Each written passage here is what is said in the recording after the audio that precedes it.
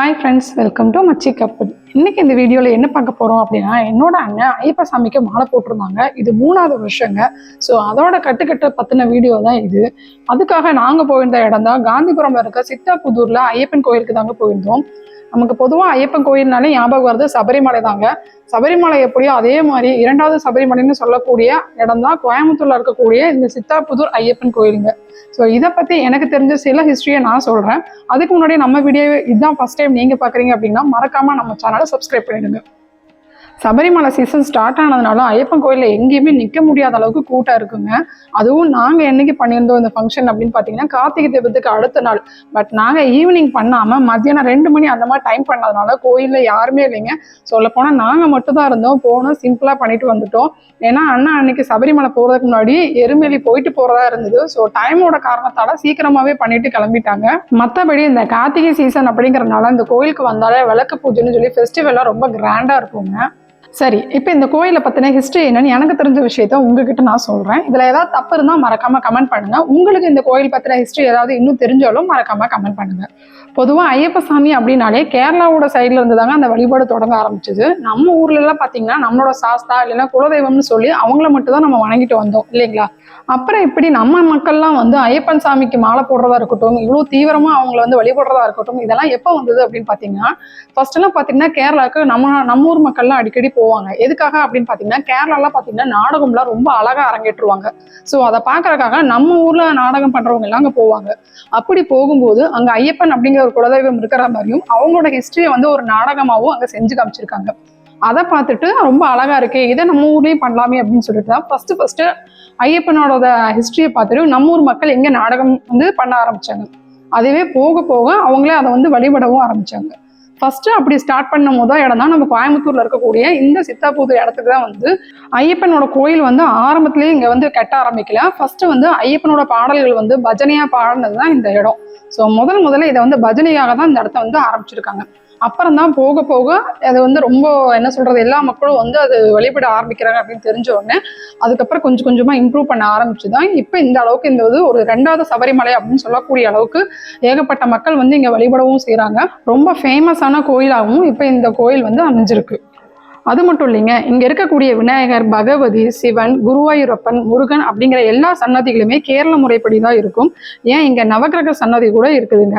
அது மட்டும் இல்லைங்க, மூலவர் மணிகண்டன் சக்கரத்தின் மீது அமர்ந்தபடி சின் முத்திரையோட இருப்பாங்க. ஸோ ஆல்ரெடி நான் சொல்லியிருந்த மாதிரி இது சபரிமலையோட 2வது கோயில்னு சொல்றதுனால அங்க என்னென்ன பூஜைகள்லாம் நடக்குதோ அங்க இருக்கிற எல்லா பூஜையும் இங்கேயும் நடக்கும்.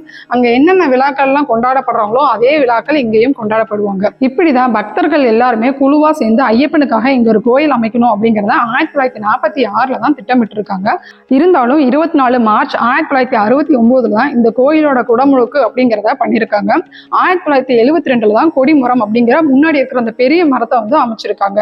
அதுக்கப்புறம் தான் போக போக கோயில தங்கமலம்லாம் இடப்பட்டு கோயில இந்த அளவுக்கு ரொம்ப ஃபேமஸான ஒரு டெம்பிளா மாற ஆரம்பிச்சதுங்க. ஸோ நீங்க கோயம்புத்தூர்ல இருந்துட்டு இது வரைக்கும் இந்த கோயிலுக்கு போகல, ஒரு டைமாவது போகணும் அப்படின்னு நீங்க நினைச்சீங்கன்னா இதோட டைமிங் எப்படின்னு பாத்தீங்கன்னா காலையில 5 மணில இருந்து 10 மணி வரைக்கும் இருக்குங்க. சாயங்காலம் 4 மணில இருந்து 8 மணி வரைக்கும் நட திறந்திருக்கும். உண்மையா சொல்லணும்னா எங்க வீட்லயுமே இது வரைக்கும் யாருமே ஐயப்ப சாமிக்கு மாலை போட்டதே இல்லை. அண்ணா தான் ஃபர்ஸ்ட் டைம் போட்டிருக்காங்க. ஆனா இது 3வது வருஷமா போட்டிருக்காங்க. முதல் வருஷம் வீட்லயே கன்னி பூஜைன்னு சொல்லி ரொம்ப கிராண்டா பண்ணியிருந்தாங்க. 2வது வருஷம் வீட்டுக்கு பக்கத்துலயே ஒரு கோயில்ல பண்ணிட்டோம்.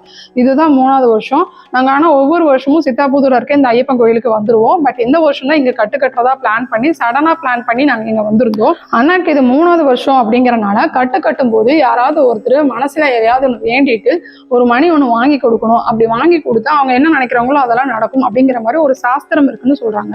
அதை பத்தி உங்களுக்கு யாருக்காவது இதுக்கு முன்னாடியே தெரியும் அப்படின்னா மறக்காம அதையும் பத்தின ஃபுல் டீட்டெயில் எனக்கு என்ன அப்படிங்கறத கமெண்ட் பண்ணி சொல்லுங்க.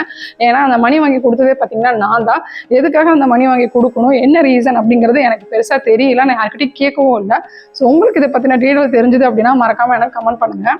ஸோ மத்தியான நேரம் வந்ததுனால எந்த ஒரு பிரச்சனையும் இல்லைன்னு சொல்லலாம். கூட்டம் எதுவுமே இல்லாதனால வந்ததுக்கு திருப்தியா வந்து பொறுமையா சீக்கிரமா நாங்கள் கட்டி முடிச்சு கிளம்பிட்டோம். ஆனால் உடனே கோயிலேருந்து கிளம்பல, ஏன்னா அண்ணா வெயிட்டிங் காருக்காக.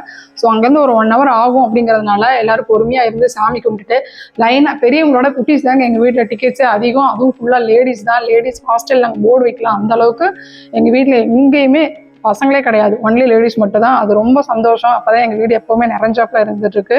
ஸோ வந்ததுக்கெல்லாம் லைனாக அவர்கிட்ட ஒரு ஆசீர்வாதத்தை வாங்கிட்டு அடுத்து ஒரு முக்கியமான வேலை பண்ணலாம். ஏன்னா எல்லாம் குட்டீஸாக இருக்குது அப்படிங்கிறனால வீட்டிலேருந்து வரும்போது ஏதாவது ஒன்று ரெடி பண்ணி எடுத்துகிட்டு வந்துடுவோம். இந்த டைம் எதுவும் எடுத்துகிட்டு வரலையே அப்படின்னு ஃபீல் பண்ணேன். கரெக்டாக அம்மா பார்த்தீங்கன்னா வீட்டிலேருந்து வரும்போதே ஐயப்ப சாமி கோயிலுக்கு போகிறதுனால அண்ணா மாலை போட்டு போகிறதுனால வீட்டிலேருந்து வரும்போதே பால் பாயசம் செஞ்சு எடுத்துகிட்டு வந்திருந்தாங்க. ஸோ ஆளுக்கு போய் ஒவ்வொரு இடத்துல பிடிச்சிட்டு சூடாக ஒரு கிளாஸ் பால் பாயசத்தை குடிச்சாச்சு. எல்லாம் முடிஞ்சு லேட்டாக வந்தாலும் லேட்டஸ்ட்டாக வருவோம்னு சொல்லி என் தம்பி ஒய்ஃபு அவங்களோட குட்டி ஏஞ்சல்ஸ் 2 பேர் எல்லாருமே வந்து லேட்டாக ஒரு என்ட்ரியை போட்டாங்க. ஸோ எல்லாரும் நின்று கொஞ்ச நேரம் ஜாலியாக பேசிகிட்டு இருந்தோம். அதுக்கப்புறம் அண்ணாக்கு வரதுக்கு ரொம்ப லேட் ஆகும்னு சொன்னதுனால கொஞ்சம் கீழே போகலான்னு சொல்லிட்டு எல்லாத்தையும் பார்க்க ஆரம்பிச்சிட்டோம். மெயினாக நான் ஐயப்பன் கோயிலுக்கு வரேன் அப்படின்னா சாமி கும்பிட்றதுக்கு மட்டும் இல்லைங்க, ஐயப்பன் சாமினாலே அதுவும் கேரளா சைடில் அப்படின்னாலே ரொம்ப ஃபேமஸ்னா என்னென்னு உங்களுக்கு கண்டிப்பாக தெரிஞ்சிருக்கும் நம்புறேன். பழபஜ்ஜி என் ஃபேவரெட்னே சொல்லலாம். இங்கே நீங்கள் வந்தீங்க அப்படின்னா கண்டிப்பாக ஆப்போசிட்டில் பார்த்தீங்கன்னா ஏகப்பட்ட கடைகள் இருக்கும். அதில் ஒரு டீ கடை இருக்கும். அங்கே வந்து பழபஜ்ஜி ரொம்ப ரொம்ப ஃபேமஸ். அங்கே ஏகப்பட்ட டீ கடை இருக்கும். நான் இதுதான் சொல்லி யாருக்கும் நான் ப்ரமோஷன் பண்ண விரும்பல. ஸோ நீங்கள் அங்கே எங்கே போனாலும் சூடாக பழபஜ்ஜி இருக்கும். கண்டிப்பாக ட்ரை பண்ணி பாருங்கள். யாரெல்லாம் இது வரைக்கும் போய் ட்ரை பண்ணி பார்த்துருக்கீங்க, இது வரைக்கும் யாரெல்லாம் ட்ரை பண்ணி பார்க்காதவங்க கண்டிப்பாக போய் ட்ரை பண்ணி பாருங்கள். அதோட கிளிப்ஸும் நான் ஆட் பண்ணியிருக்கேன், மறக்காம போய் பாருங்கள். ஸோ போன உடனே சூடாக பழபஜ்ஜி போட்டிருந்தாங்க. எல்லாரும் சாப்பிட்டுட்டு ஆக்சுவலாக மாலைக்கு போகிறவங்கள தான் எல்லாருமே வந்து பாய் சொல்லி வழி அனுப்புவாங்க. பட் எங்கள் ஃபேமிலியில் கொஞ்சம் சேஞ்சு தாங்க. ஏன்னா அண்ணாக்கு கார் வர லேட் ஆகும் அப்படிங்கிறதுனால நாங்கள் எல்லாருக்கும் அண்ணாக்கு பாய் சொல்லிட்டு நாங்கள் எல்லாம் வீட்டுக்கு கிளம்பிட்டோம். அண்ணா வெயிட் பண்ணி பொறுமையாக அதுக்கப்புறம் கார் வந்ததுக்கப்புறம் போனாங்க. அண்ணாவோட ஃப்ரெண்டு மட்டும் கூட இருந்தாங்க. ஸோ என்னதான் அந்த கோயிலை பற்றின நிறைய ப்ளஸ் பாயிண்ட் சொல்லியிருந்தாலும் எனக்கு தோணின ஒரு நெகட்டிவ் பாயிண்ட் சொல்கிறேன். வர பக்தர்களுக்கான மரியாதை இந்த கோயிலில் ரொம்ப கம்மி அப்படின்னு எனக்கு தோணுது. ஸோ நீங்கள் போயிருந்தீங்கன்னா உங்களுக்கும் அந்த ஃபீல் இருந்தது அப்படின்னா மறக்காம கமெண்ட் பண்ணுங்கள். வேற ஒரு நல்ல வீடியோவில் மீட் பண்ணலாம். Bye bye.